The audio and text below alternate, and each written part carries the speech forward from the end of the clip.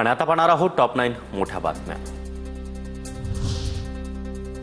जहाल माओवादी प्रशांत कांबळे उर्फ लॅपटॉपला अखेर अटक। पुणे एटीएसनं प्रशांत कांबळेला अटक करून ठाणे युनिटच्या ताब्यात दिलं।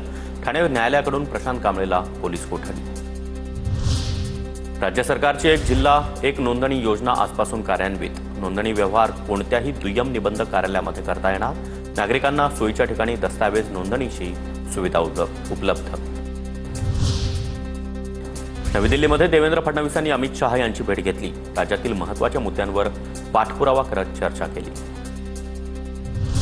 उत्तराखंडच्या टेहरी जिल्ह्यामधील कॅम्प्टी परिसरामध्ये मुसळधार पाऊस। कॅम्प्टी धबधबा ओसंडून वाहू लागला। खबरदारीचा उपाय म्हणून पोलिसांनी पर्यटकांना धबधब्यामध्ये जाण्यापासून रोखलं।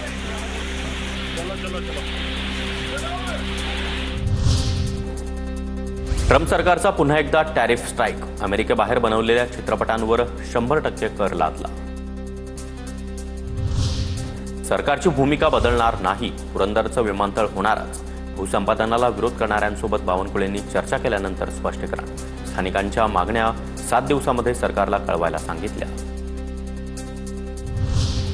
पुरंदर विमानतळाच्या आंदोलनामध्ये दलाल घुसले।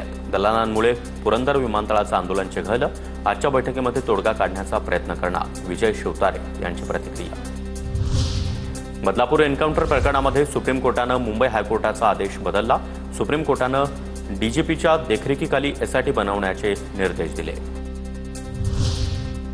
क्रिकेटर मोहम्मद शमीला जीवे मारण्याची धमकी। शमीला धमकीचा ईमेल आल्याची माहिती। उत्तर प्रदेश पोलिसांकडून धमकीचा तपास सुरू।